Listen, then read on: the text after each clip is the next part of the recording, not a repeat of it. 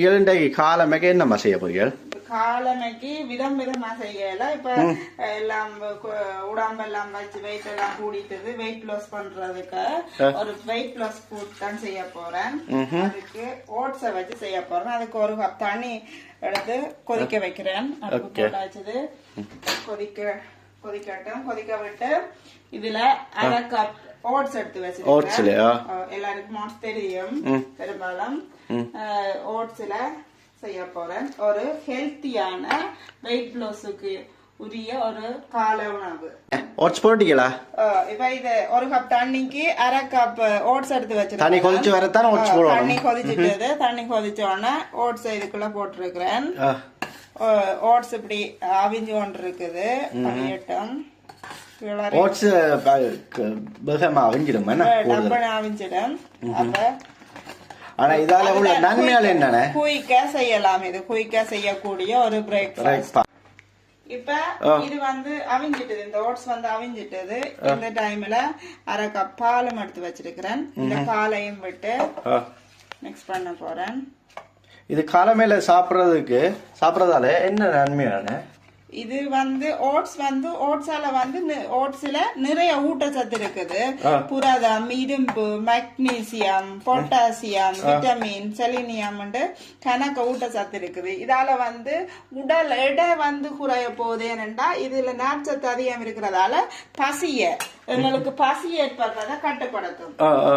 பசியை கட்டுப்படுத்தி உடல் எடையை குறைக்கும். அப்ப பசியை கட்டுப்படுத்தினா நாங்க கொஞ்சமா தானே சாப்பிடுவோம். அப்ப உடல் எடை குறையும். மற்ற இது ஆரோக்கியத்துக்கு இது நல்லது. இது ஓட்ஸ்ல இருக்கிற கொழுப்பு இது ஆரோக்கியத்தை மேம்படுத்தும். மற்ற புற்றுநோய் அபாயத்தை சில வகையான இதுகள் புற்றுநோய்களை தடுக்கவும் உதவுதுன்னு சொல்லியிருக்கீங்க. அதே மாதிரி சருமத்தையும் இது மென்மையா வச்சு சரும ஆரோக்கியத்தையும் மேம்படுத்தும். இது சில ஓட்ஸை அரைச்சு போட்டும் முகத்துக்கு பூசுறாங்க.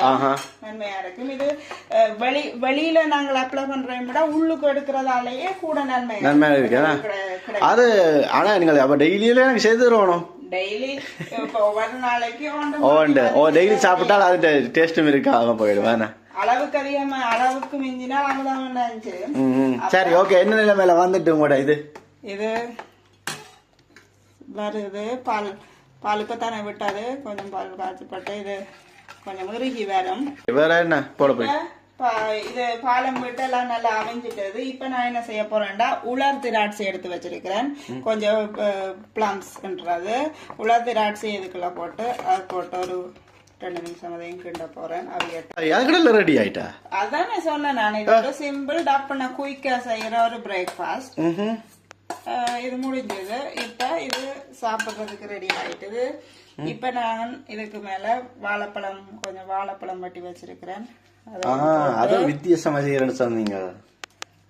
இதுக்கு முந்தி வேற வித்தியாசம் பழம் இல்லாமல் செய்யறேன்னா நான் அந்த மெதட் பிறகு போடுறேன்.